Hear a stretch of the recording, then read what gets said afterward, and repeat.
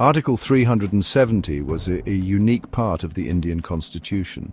It granted special status to the state of Jammu and Kashmir. This meant that Jammu and Kashmir had its own constitution and flag. It also had the power to make its own laws in many areas. This autonomy was granted in recognition of the state's unique history and accession to India. The article aimed to protect the state's distinct identity and interests. It allowed the state to have greater control over its own affairs. This special status was a point of contention for many years. Some argued that it hindered integration with the rest of India. Others believed it was essential for preserving the state's cultural and political autonomy.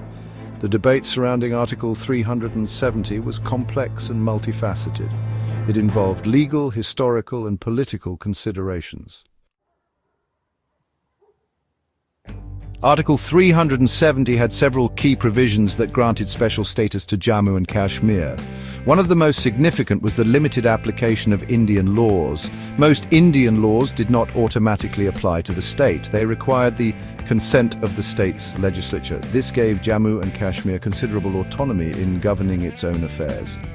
Another crucial provision was the state's right to have its own constitution. This constitution, adopted in 1957, enshrined the state's special status. It outlined the relationship between Jammu and Kashmir and the Indian Union. It further solidified the state's distinct identity within India. Article 370 also included provisions related to land ownership. Only permanent residents of Jammu and Kashmir could own land in the state. This provision was intended to protect the state's demographic balance and cultural identity. However, it also limited economic development and investment from outside the state. The cumulative effect of these provisions was to create a unique relationship between Jammu and Kashmir and the rest of India. The demand for abrogation of Article 370 was a long-standing one. Some political parties and groups within India argued that the article was a historical anomaly. They felt it prevented the full integration of Jammu and Kashmir with India. This sentiment grew stronger over time, particularly within the Bharatiya Janata Party, or BJP. The BJP had long advocated for the abrogation of Article 370. It viewed the article as a symbol of separatism and an impediment to development in the region. When the BJP returned to power in 2019 with a larger majority, the possibility of abrogation became more real. The party included the abrogation of Article 370 in its election manifesto. This indicated its commitment to taking concrete steps in this direction. The stage was set for a significant shift in the status quo of Jammu and Kashmir.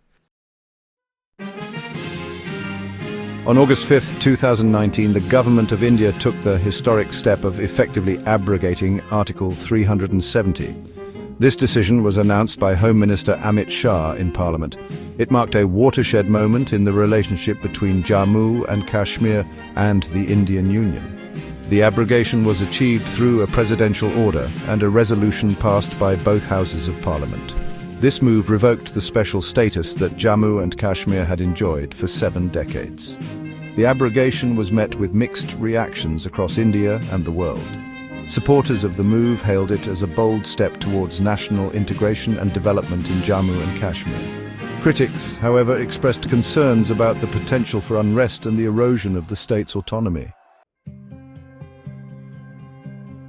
Amit Shah, the Home Minister of India, played a pivotal role in the abrogation of Article 370. A key strategist of the BJP, Shah had long advocated for the integration of Jammu and Kashmir with the rest of India. He saw the abrogation as a necessary step to end separatism and promote development in the region. Shah argued that Article 370 had failed to deliver on its promises. He believed it had only alienated the people of Jammu and Kashmir from the rest of the country. He presented the abrogation as a move that would usher in a new era of peace, prosperity and equality for the people of Jammu and Kashmir. Shah's decisive leadership was instrumental in pushing through this historic decision. Section 6, Reorganization. 2 Union territories emerge. Alongside the abrogation of Article 370, the Indian government also announced the reorganization of the state of Jammu and Kashmir. The state was bifurcated into two union territories, Jammu and Kashmir and Ladakh. This move further integrated the region with the rest of India. Union territories have less autonomy than states. They are directly governed by the central government. This reorganization effectively brought Jammu and Kashmir under greater central control. The creation of Ladakh as a separate union territory was particularly significant. It fulfilled a long-standing demand of the region's Buddhist population. They had sought separation from the Muslim-majority Kashmir Valley. The reorganization was a major administrative change. It aimed to streamline governance and promote development in the region. Section 7. The impact on laws integrating with the Indian Union. The abrogation of Article 370 had a profound impact on the legal landscape of Jammu and Kashmir. With the article gone, all Indian laws became automatically applicable to the newly formed Union territories. This marked a significant shift from the previous system. Earlier, the state legislature had the power to decide which laws to adopt. This change brought Jammu and Kashmir under the ambit of the Indian constitution in its entirety. This integration into the Indian legal framework was aimed at harmonizing laws across the country. It also intended to ensure that citizens of Jammu and Kashmir enjoyed the same rights and protections as citizens in other parts of India. Section 8. Land and ownership, opening doors to development. The abrogation of Article 370 also had significant implications for land ownership in Jammu and Kashmir. The provision that restricted land ownership to permanent residents was revoked.